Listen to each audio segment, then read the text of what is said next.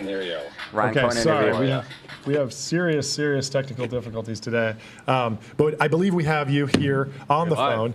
Thank you so much for joining. Thank you so much for taking the time. How are you today? Type a 1 in the chat if you can hear, I'm guys. doing well. How about yourself? We're doing Type a 1 in the great. chat if you can We'd hear. love to just get the story of GameStop from your perspective, kind of how you tell Type a it 1 in the chat now. you can hear. Make You're sure a there's couple no of years echo. into this Let me know if project. audio's good, please. We'd love to kind of get the high level, just to set the stage. Where do you want to start?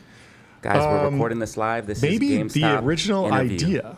Like, when did you think you'd become involved with this company? I originally invested as a passive investor. I had a few conversations with the management team and the board of directors, and I realized that saw a lot of stuff that you read about, but you don't really believe until you actually engage with them. And as we went through conversations, I went from passive to active, and filed the 13D, I believe, in August of 2020, and then I joined the board in January of 2021. And the rest is history. The long story short is there's been a lot of changes at the company, a lot of cost cutting, a lot of rationalization, focusing on the basics of running a profitable business. And a lot of it was getting people out of the way. A board of directors that had perverse incentives, a management team that had perverse incentives. Ultimately, what you see is that so we need to when get people Adam don't have Aaron their out own of the money way. on the line, they don't give a shit. And they're focused on all kinds of other stuff that ultimately doesn't matter to shareholders. And a lot of it was getting that out of the way so that we could actually focus on the business. And, you see it in the results of the business today versus where it was, not just when I joined the board, but you look at the results even prior to that. Doing his job. It's a tough business. Yeah, He's totally. adding Well, what do you think the shareholder mainstream value. media gets wrong about the GameStop story today, or has gotten wrong throughout the whole saga?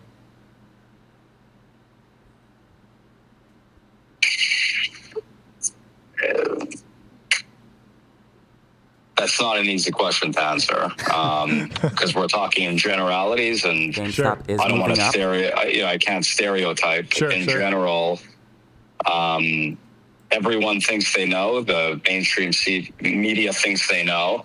I'm running the business, and they seem to have greater visibility into the business than I do. So everyone has an opinion as opposed to actually just focusing on the results. And in general, the news should just focus on the results instead of comments from the peanut gallery.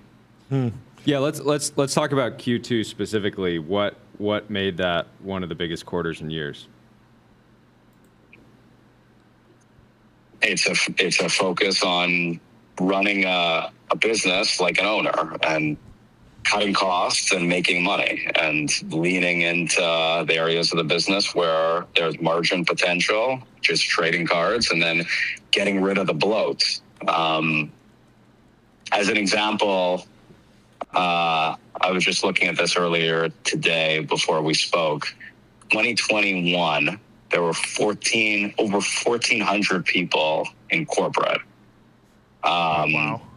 Today, there's like 400 people. Wow. Yes. And we're more productive today than we were in 2021.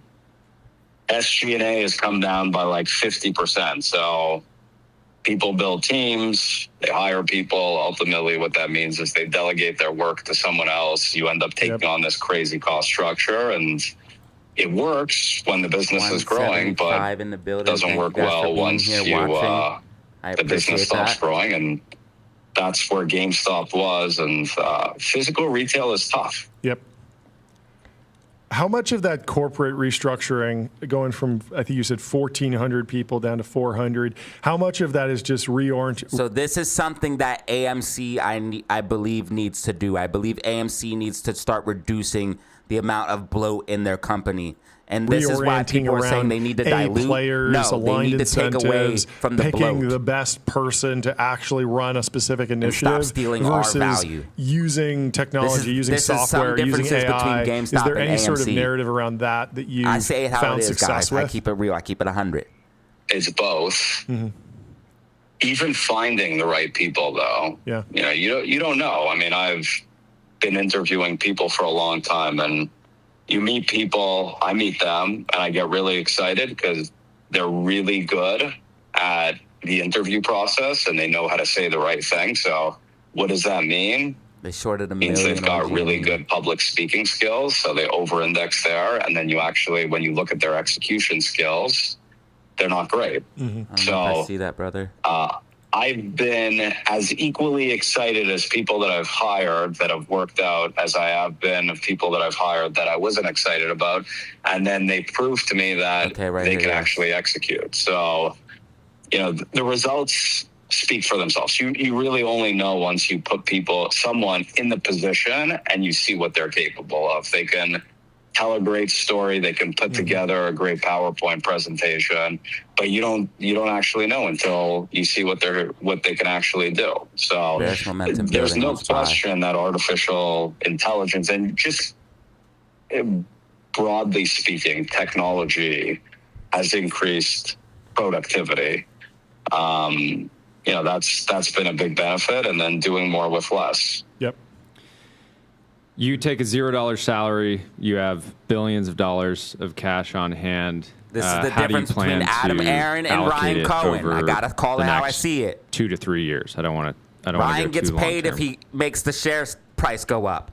There's Adam Aaron needs to do the same instead of diluting. We don't have a gun to our head, so it needs to be a situation where the downside is limited and the upside is really high. And that's a different calculus than the world of private equity or venture capital or any money managers where they're incentivized to deploy capital because they get management fees. In this case, a fancy way of saying is that it's risk adjusted. And I don't want to lose money, and I want a situation where there's a good chance of making money and a really low chance of losing money. So it needs to be a pitch that is pretty much down the middle. Does that mean you're waiting? You're waiting for a crash?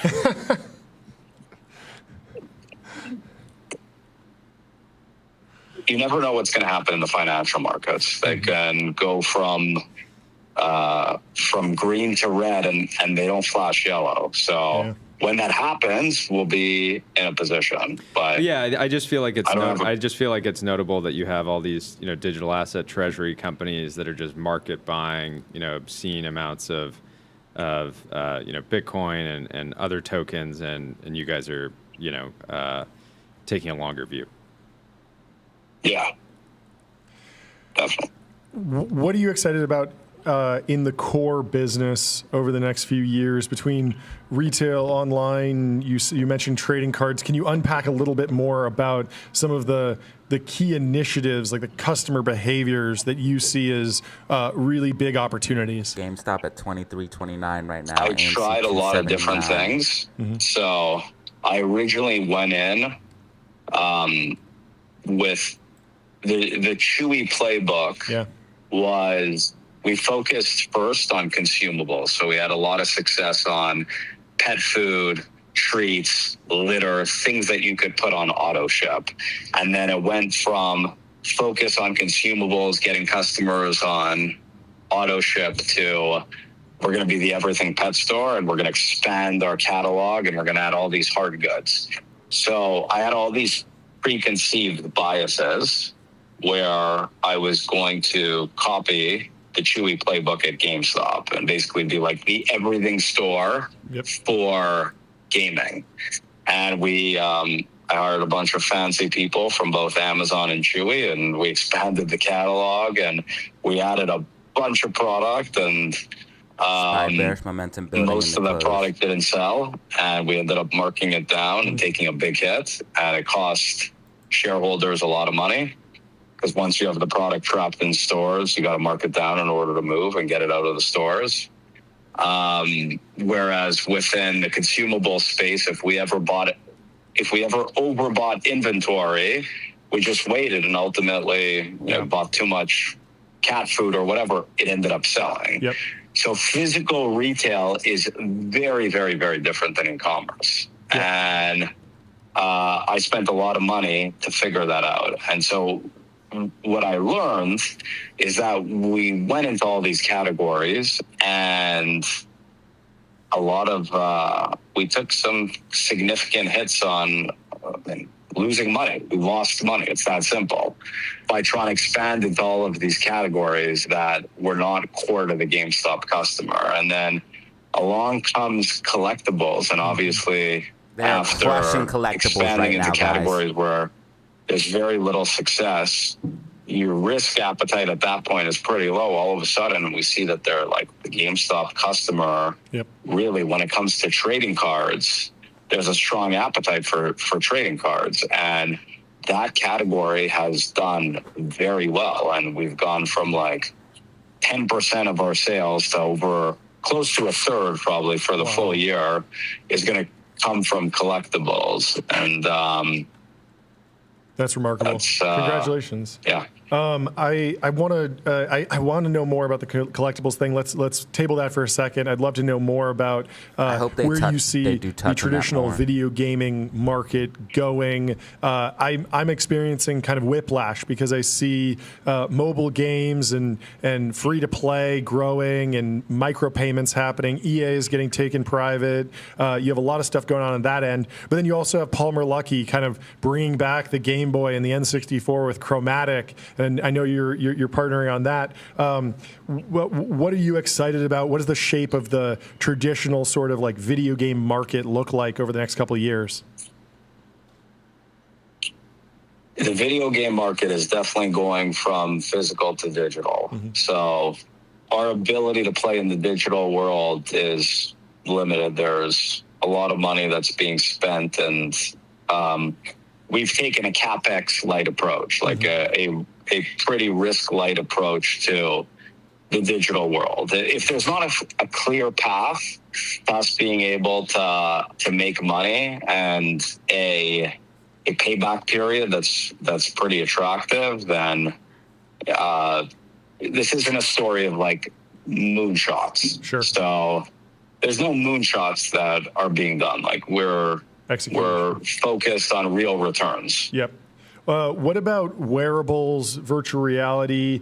We heard a story about the Meta Quest or the Meta Ray-Ban displays, and a friend of ours went and had to test them at Best Buy and didn't have a great experience. And it feels like that he's if we do enter sort of like a wearable not just era, stuffing it in his pocket like Adam Aaron. Demand for in-store experiences. Is that on your radar at all, or is that more of like a futuristic thing that you'll deal with it when it comes down the pipe? I mean, when I think about wearables, the Apple Watch is a good product. When I think about the Meta Quest, I mean, it's a joke. Okay. All of the virtual reality stuff doesn't feel like who's going to walk around with these retarded glasses on their head? Like, it's just my dude is wild. It does not seem like that's the future. They're like, we just got demonetized. We just got demonetized.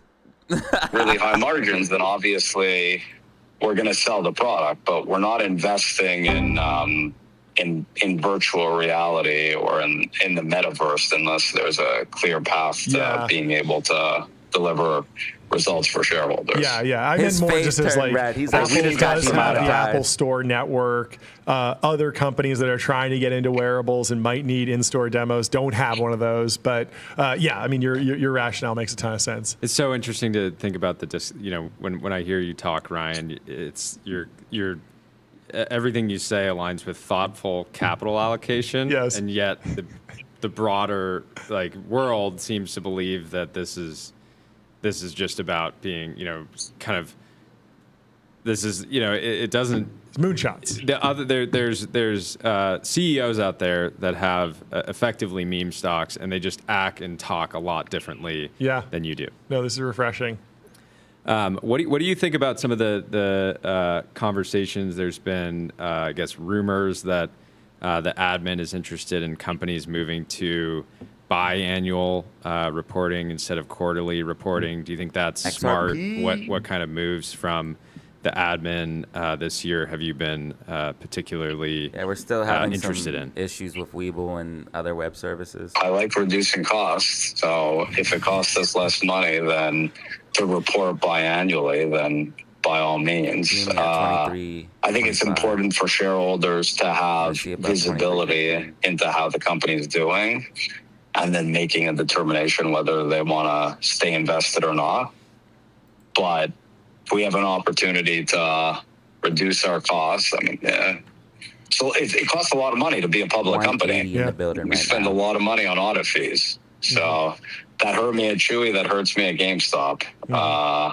They charge us a lot of money. So if it ultimately means we spend less money on being a public company, and it makes us more efficient, then that's fantastic. I didn't mention it, but thank you for Chewy. I've been a subscriber for probably a decade. It's been the backbone of my household, and my dogs thank you as well. I'm interested to hear your take on kind of evolution of e-commerce. There's a lot of chatter about agentic commerce and people buying through products through their chat apps. Have you looked into that? Do you have a current framework for thinking about the adoption rates of people buying stuff through an LLM? Amazon started selling pet products in the late 90s, and they were doing okay. Chewy comes along. We originally wanted to start off selling jewelry. We actually bought hundreds of thousands of dollars worth of jewelry. I went to a trade show, and I bought hundreds of thousands of dollars worth of jewelry. We set up the website and everything. And then I was shopping in a neighborhood pet store, and I had at the time, like a 5 or 6 pound teacup poodle. And I kept on going to this neighborhood pet store every few weeks. And I run into the office. By the way, I don't wear jewelry. So I was not passionate about the category. I didn't know anything. That's important. But I went to this trade show. It felt like you were just kind of, you was picking like, this seems like a good high margin business. And it's light. You can ship it. It was a little too mercenary. Like you got to get into the, build something that you want so you can give yourself feedback. Yeah. But you think like, your intuition is like there's margins in jewelry, and so like you can make money. There was a Blue Nile at the time that had really high gross margins, and I was like, we can do well in online jewelry. Anyway, I went to this jewelry trade show. I bought hundreds of thousands of dollars worth of jewelry, and then I was shopping kind of at the same time every few weeks at this neighborhood pet store for my poodle. And I was way more interested in the pet category than I was in jewelry. I understood the customer. And so I ended up selling the jewelry. I ended up getting like 80 or 90 cents on the dollar. And I went into the pet category, and I liked that. I understood it. I liked the predictability of the industry. I like the fact that like once you're a pet owner, you're buying pet food about GameStop, pretty much for the rest of your life. And we shifted, and so Chewy comes along. It's 2011. Can we get back on the collectibles? We're talking about this guy's poodle right now. From Amazon, so the focus on fast shipping, having great selection, being able to get onto the website, add an item to the cart, and check out. Our average checkout time was like less than 2 minutes. Wow. So, you think about like GoDaddy, and I don't know if you've ever bought a domain name, but you go through the checkout process. They're trying to upsell you on like a gazillion stuff. Yeah. And then all of a sudden, Chewy is like average checkout time less than 2 minutes. We're not trying to upsell you. It's like, we're going to get you your pet food as fast as possible Chewy, at the best price. So Chewy comes along in 2011 and completely disrupts 30 minutes remaining in the market, guys. Yeah. And we disrupted the independents. We disrupted Petco and PetSmart. And we were delivering your consumables at a better price, faster, with an easier experience, backed up by great customer experience. And so you don't necessarily have to be first to the game in order to be successful. Bro, Amazon was first to the game. Can we talk about actual... But we focused on the category, GME and we were right successful. Now, bro. And yeah, he's a little zesty. so Definitely kind zesty, of what's bro. interesting in technology in general is like, bro, as a poodle, you have these technology companies that are trying to do everything, right? Amazon's trying to do streaming. They're trying to do e-commerce. They're trying to do everything. And then all of a sudden you have Netflix that is really successful in streaming. You have Chewy that's really successful in pet food. Yeah. So if you focus on a category, you can be very successful. How did you process the D2C e-commerce era? It was like really hot in Silicon Valley. Every MBA was raising venture capital, slap a $250,000 brand on a white labeled product and raise some money. And then it kind of fizzled out. But like, how were you processing that at the time? What's your postmortem? Like, how should people think about building brands going forward? Is there still opportunity? Come on, can we ask a good For question? us, building brand was acquiring one customer at a time and making sure that they got their pet food or whatever the hell they ordered from us, best price, really quickly. That's how you build a brand. It's not spending a bunch of money on, Pets.com, a Super Bowl commercial. It is focusing on the best marketing is word of mouth. Yeah. So you allow a customer through word of mouth, you have a great customer experience, you deliver the product really quickly at a great price, and you have a happy customer. And that was the way to build Chewy, was getting big, market leadership, and making sure that customers were really happy. What are the three key lessons from Chewy that you feel like you and the GameStop team are applying today? Yes, please bring it back to GameStop. Thank you, because we're losing. Running efficiently. There's no question that we ran a focus on Chewy was, they're so different. Thing is you think e-commerce and physical retail are the same. And that's where I made a lot of mistakes, because I showed up like a wise guy at GameStop. I thought I had all the answers, but e-commerce and physical retail are very, very different. Yeah. So in general, within physical retail, what I've learned is you have to run lean, right down here, and you're better off having less inventory than more inventory. So, GameStop hold 23.15. I cost shareholders a lot of money by taking the Chewy playbook at GameStop, and then I learned physical retail, which was I will respect that he's willing to admit his mistakes, though. I will respect that. So that I had zero memory. And it was on making sure that when you get the product, you sell it very, very quickly, because if you don't, the product depreciates very quickly. Whereas with Chewy, if I overbought, I sold the product very quickly, it didn't matter. So they're not the same. Yeah, they're not the same. The reason why, in general, both concepts have worked out is because you keep on. I have my own money on the line, so I'm not going to stop until I figure it out. And you're him, but it costs a lot of money to figure it out. Skin in the game. The man's in the arena. Jordy. People have said you're too. Yeah. People have said you're too bold as a CEO. Do you think the traditional concept of a buttoned up CEO that maybe shies away from controversy should is Put out to obsolete pasture. or should be forgotten? What's up, Meme Stocks? How you been? I don't man? even know what a CO means. At the end of the day, I want whoever's in charge.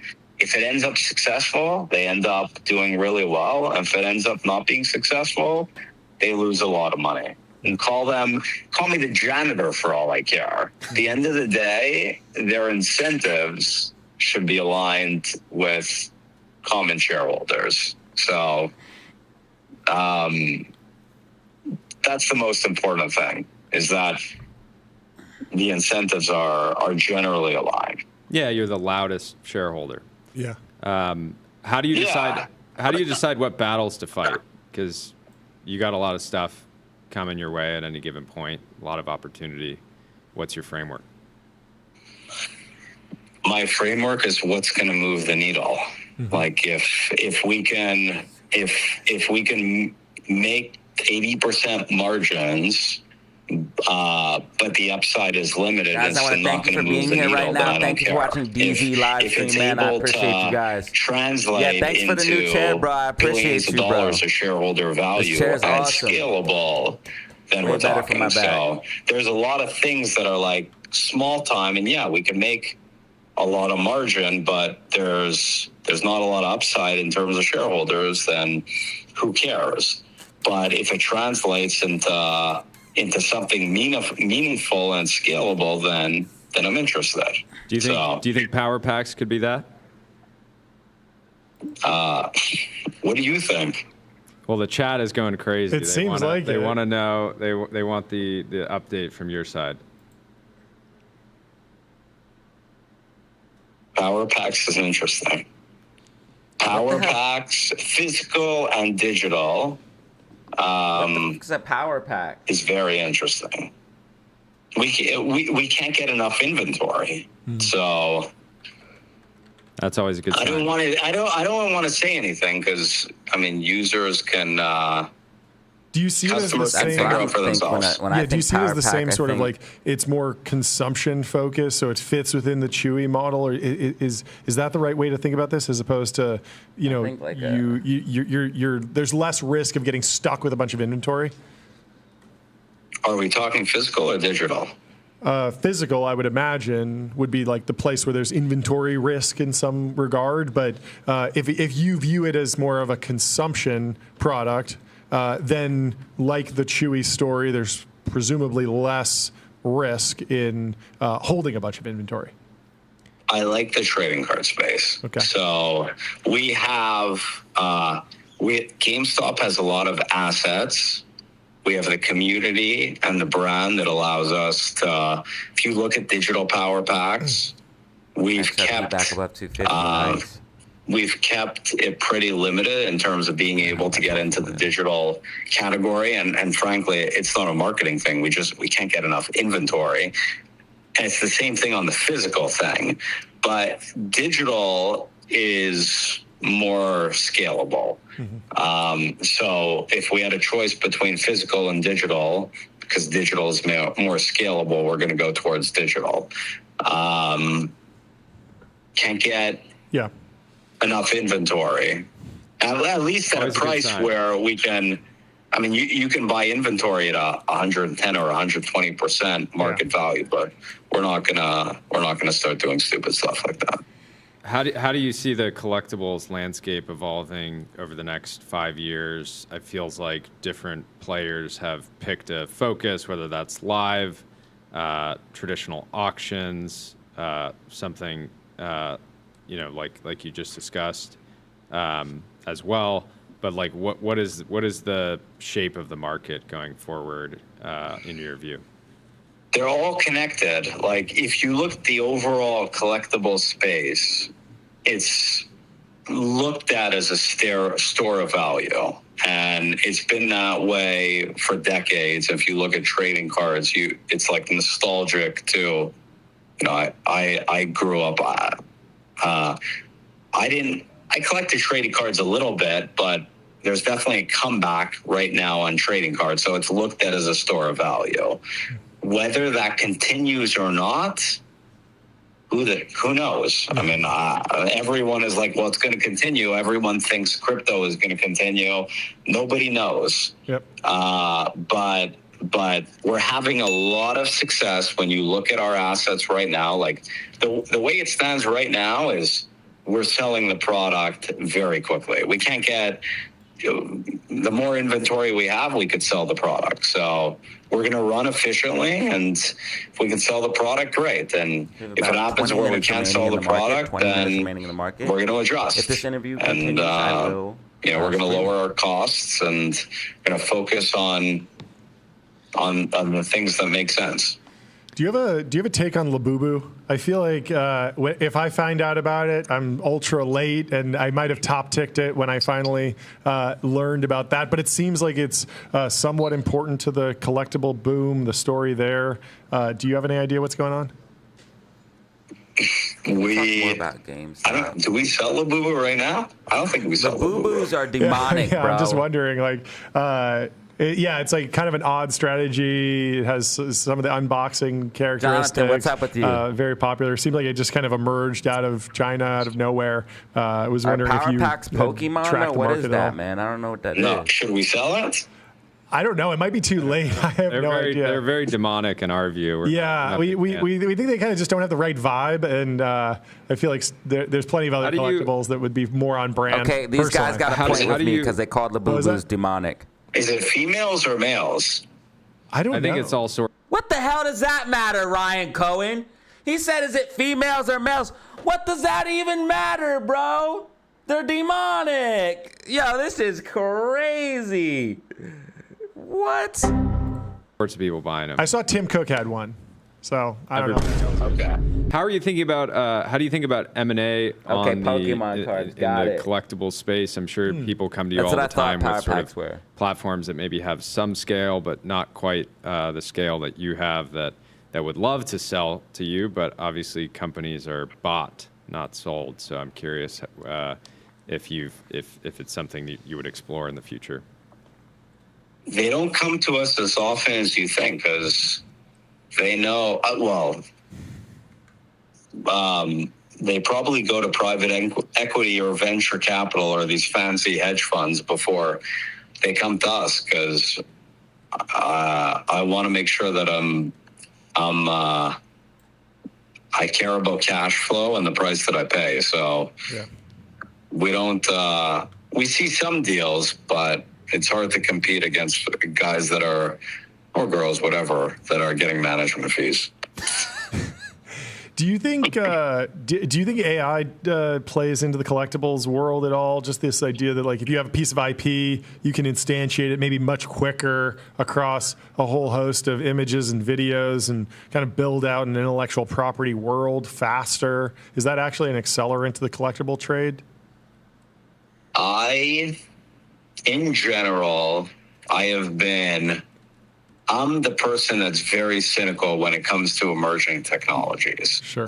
So, but you bought Bitcoin, like autonomous driving as an example. Like everyone was like GM, Ford, all of the big OEMs, they're finished because there's going to be autonomous driving. Yeah. No, it's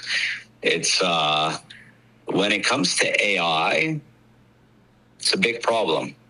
At some point, the computers are going after the humans. I understand a digital car. And I don't think it's that far away. I think that the sci-fi movies, when it comes to AI, is it like NFT? I feel it. I feel like there's going to be a big problem when it comes to artificial intelligence. And at some point, it's going to be the computers against the humans, China versus the US. Who's going to be the winner? Who the fuck knows?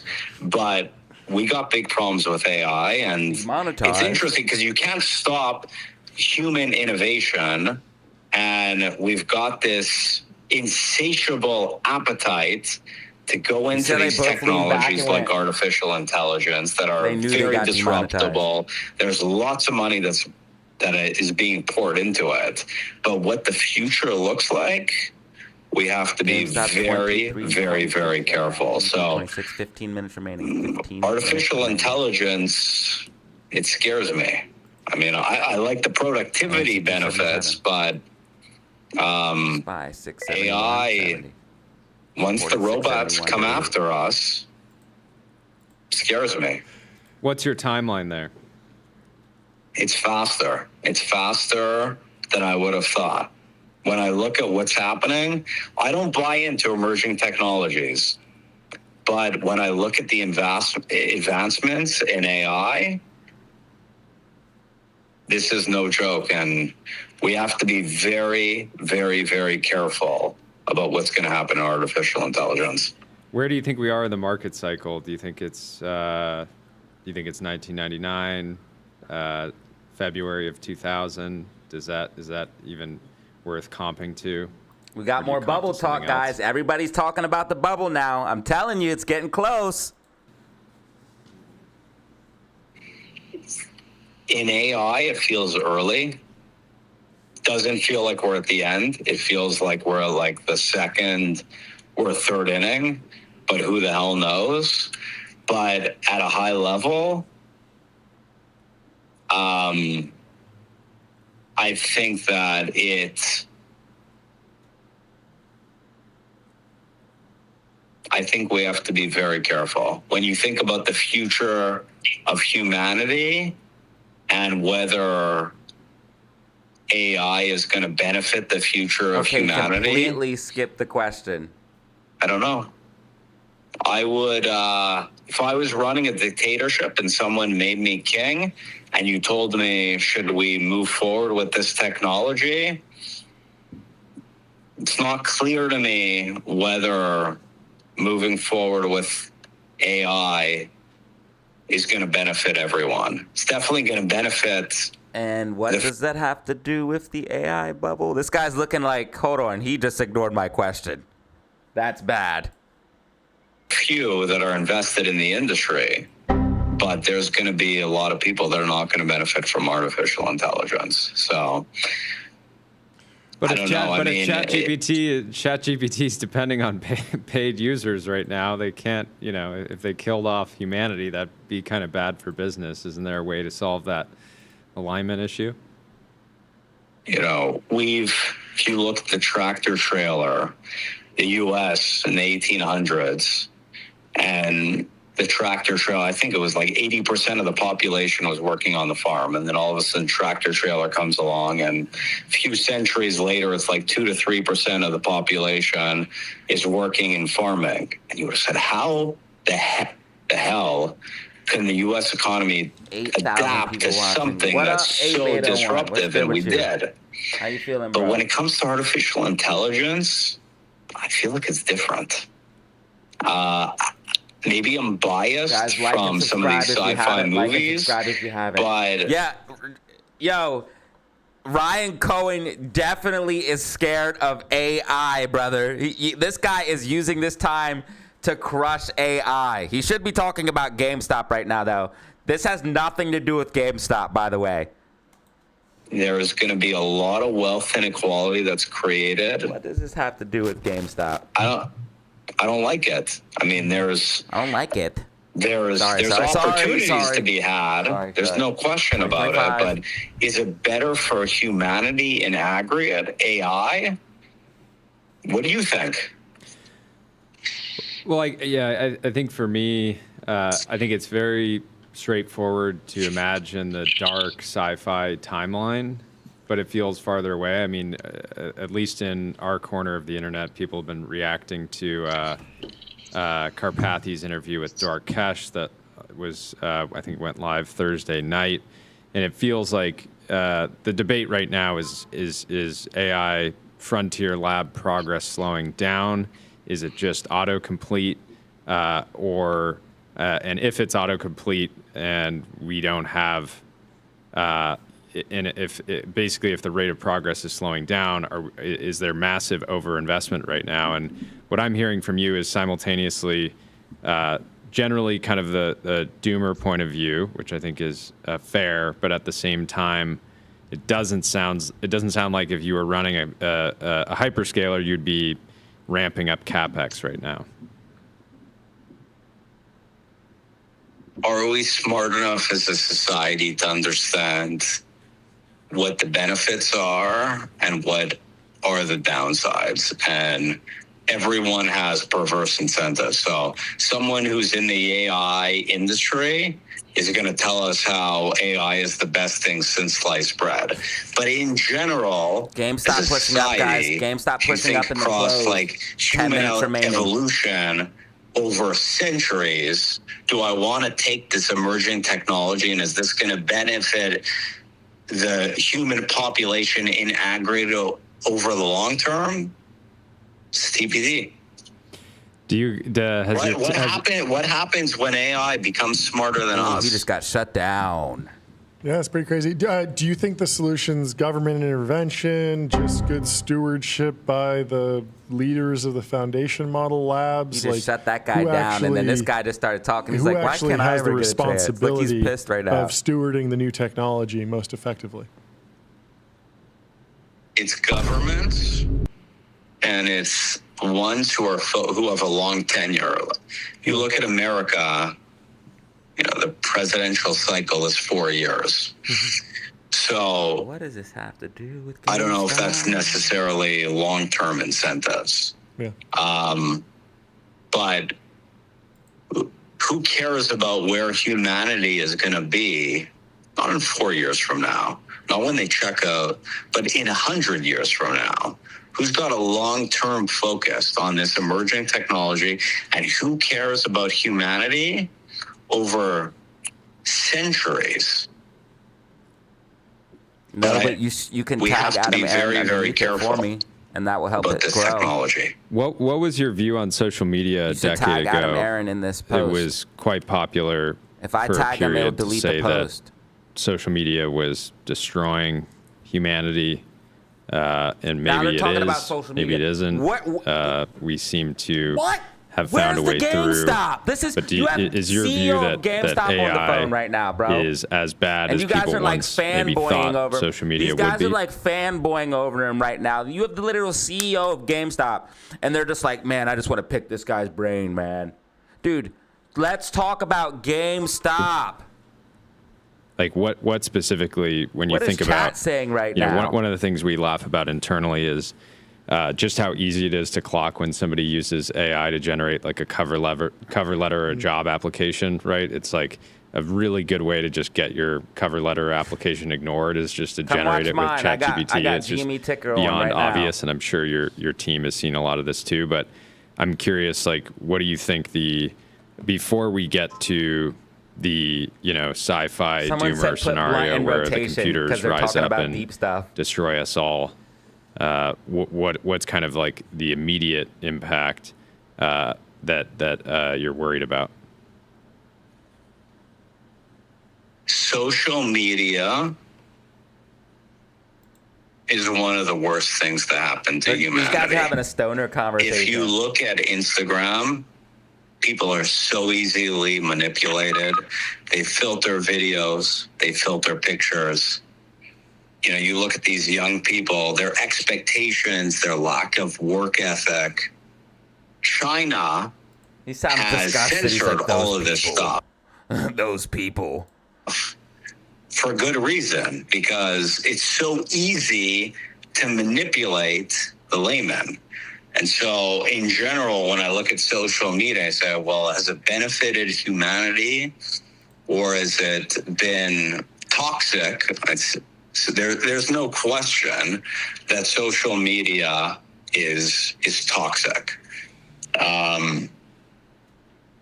AI clearly will increase productivity, but at what cost? At what cost? I think we have to be very, very careful. When public company CEOs talk about how much efficiency they're getting out of AI, do you think that they're actually getting efficiency out of AI, or do you think they're just pushing their teams harder to be more efficient? But I want to talk about GameStop. They want to blame the impact on AI. It's both. But AI, without question, increases productivity. I want to know about the collectibles. I want to know about the business, man. But again, it's short-term versus long-term. So if you're running Johnson & Johnson or Procter & Gamble, You have the CEO and of you can use GameStop on the artificial line intelligence, and you could reduce We'll your talk about cost AI. structure because you've got all these humans that are doing these mundane tasks, and all of a GameStop sudden pushing up, you guys. Let's realize get the some computers rockets are in the going to do it chat. better. Well, duh, you're going to reduce your cost structure. Get some But rockets all in of the a sudden, fucking chat. when you have all of these people that are unemployed and the demand for your product goes away, what's better? We got 4 minutes remaining. I You will want to be keep streaming people this whole employed interview. and have some kind of self-worth and working hard and making money? Or do you want to replace them and give them universal basic income? And then what does that mean? Does your consumption and demand for your product in aggregate go up or go down as a result of artificial intelligence? I don't know, but one thing I know for certain is that the CEOs, if they can reduce their cost structure in the short term, they're going to take computers over humans. But is that better for humanity over the long term? You tell me. Everyone on UBI over the long term, how does that make them feel? I have talked about People this need kind a of stuff, purpose. guys. You don't think we'll create new jobs? I mean, we created email jobs. A lot of them could go away, and the world wouldn't be I do too much talk about different. this stuff here on the channel. Universal basic income, and it's all coming. Artificial intelligence feels different. Yeah, I just wonder if we could compete on other things. It feels different. Like we could still have hierarchies and competitions on things that only humans can do. I mean, we already do this with sports and all sorts of things. There's probably still some sort of like reproductive battle to try and get to the top of the stack, even if you don't need to go and work to make money. There are still other things that you do with your time to raise your status in society. But I don't know. It is a bizarre future to think about. I just wonder if it's 5 years, 10 years, 50 years away. It's 5 years, bro. We're in an era. It's 5 years or less, dude. By 2030, all this instant shit's coming, gratification. dog. That's the American system. Is that By now? 2030. Mm-hmm. Innovation, making money today, but when you think about 10, 20, 30 years from now, and artificial intelligence, what does the world look like? The world's over, bro. It's not about job displacement. World's It's not over about control. 50 years after this, brother. But Sorry. is artificial intelligence going to control us? Yeah. Or will we control artificial What intelligence? do you think, bro? And you would argue that social media already controls how we feel day to day. We open our phone and if you decide. don't know that the algorithms are programmed to control you, and then when you open up your phone and you open up your Instagram, they know more about you than you know about yourself, the algorithms. So if you don't know that when you subject yourself to social media, you're being shown what they want you to see, then you're crazy, bro. Yeah. Our mood based on what's happening in They faraway places that we have nothing to manipulate do your with. mindset, your mood, your feelings, your perspective. Social media is a big problem. It's being nudged every day. What's So the- easy to manipulate. It's so 1 easy. minute remaining, If you 1 look minute at the remaining. divisiveness Yeah. in this country, GameStop pushing up into close. social media, whether you're a conservative, you go on Instagram and you're conservative, and then all of a sudden you get, these algorithms serve you all kinds of things that are going to make you mad. And if you're a He liberal, knows. you all of a sudden knows 'cause go he's on higher social up. media and you see all kinds of media that's going to make you mad. Yeah. Why is it that ultimately humanity, it comes down to why do we have to lose something in order to appreciate? Well, it feels like the only neutralizer is death and war. Doesn't have to be Okay, that market way. is closed, guys. Market But it is feels closed. like the GameStop only way we can 23.38, ultimately AMC appreciate 277, something is SPY if we actually 671.29. lose it. GameStop up 1.36% It's very, very, for very today. sad.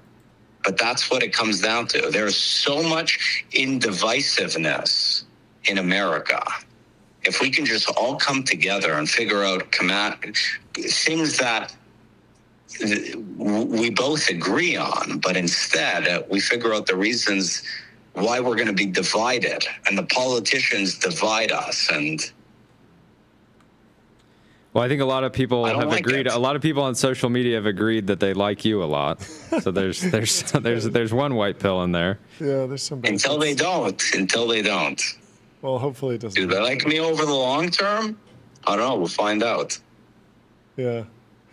True leadership is not about dividing people. It's figuring out how do we bring people together over the long term to benefit humanity. It's about dividing. This is how do you all the apply stuff I've been saying. that sort of thinking to video games? Because there was a lot of fear mongering about violent video games causing kids to become violent.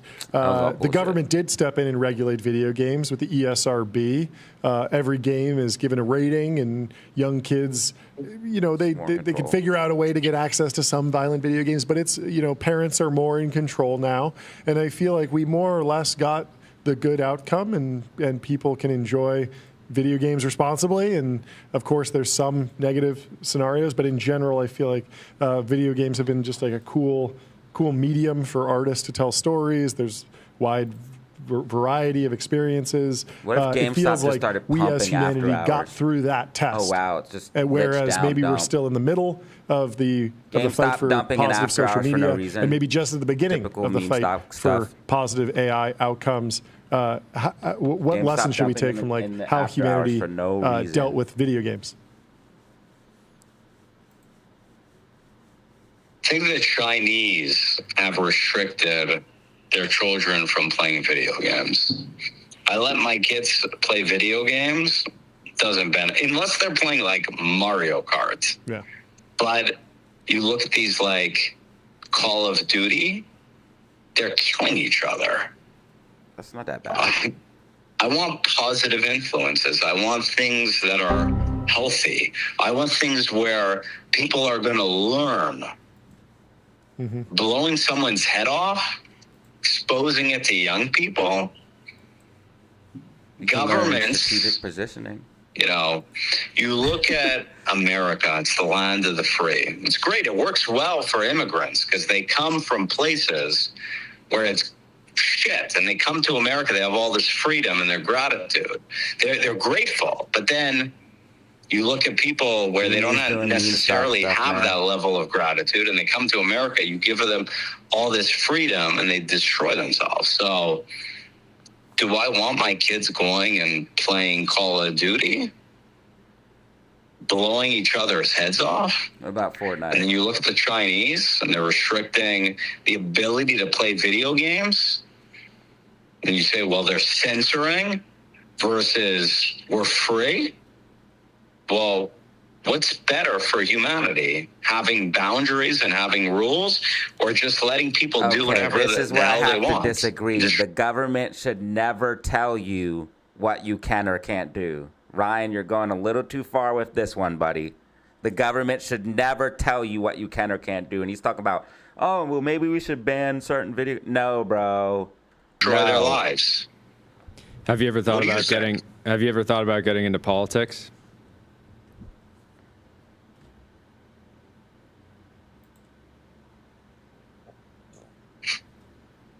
I was born in Canada. There are some positions you could still run for. Which ones?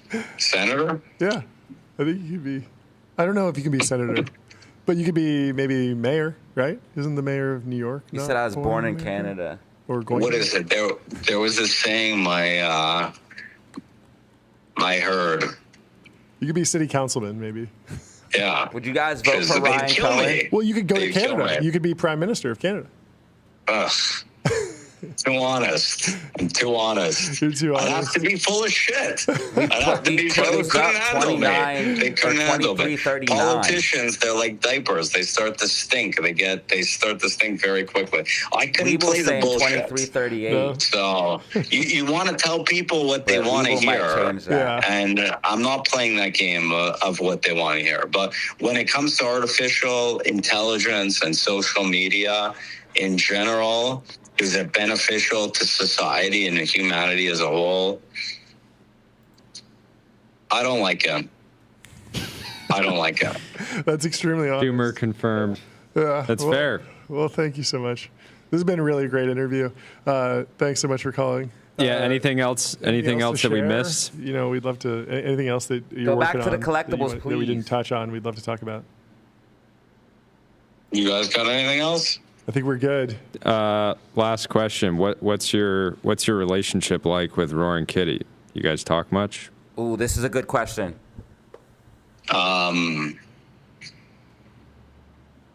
Ask him. Okay. Yeah. Ask him. He ain't gonna tell us nothing. Roaring Kitty ain't gonna tell us nothing. He's been quiet, man. Oh man, I thought we were gonna get a good answer. That's no We'd love good. to have him on the show. Maybe we'll Get him on the show. That'd be a lot of fun. He's, Yeah. you know, we're pretty new to the live streaming thing. I always enjoy talking to people who Please get operate in Roaring the Kitty same on the medium. show. That'd be sick. And so Yeah, I'm sure we'll have a tell good conversation. Yeah. We don't want day traders. We want. Yeah. I'll have a conversation with him if he's focused on decades and centuries, not on making a quick buck. Yeah, that makes a ton of sense. Oh, like it. kind of sounds like Ryan Cohen doesn't like that he trades a little bit. Uh-oh. Maybe a little animosity to the kitty from Ryan Cohen. You guys let me know in the comments below. What do you think? Yeah, well, we're rooting for you for the next decade, for the next century, for the next millennia. Thank you so much for coming on the show. This was fantastic. Yeah, We'll great talk to you chatting, soon. Ryan. Cheers. Okay. Have a Bye, good guys. one. All Bye. right, that was the Ryan Cohen interview from TBPN. Good fun. Shout out to What a them, man. I wild day on appreciate y'all for the TBPN. interview. Thank you if you're tuning in for the first time. The AWS has an outage, so there are pieces of the show that aren't working. This is, you know, my live stream, but we use their content, so obviously shouting them out. You guys can check out their channel right here. I appreciate you guys for watching, man. Make sure you guys hit that like button and subscribe. Make sure you guys check out the live streams as well. We did record this video live, so if you want to check out more information and stuff like this, put that bell notification on, man. I appreciate you. Make sure you guys always do this. Have fun. Stay safe. Make money. Peace out. Hit that like button and subscribe, man. I appreciate you.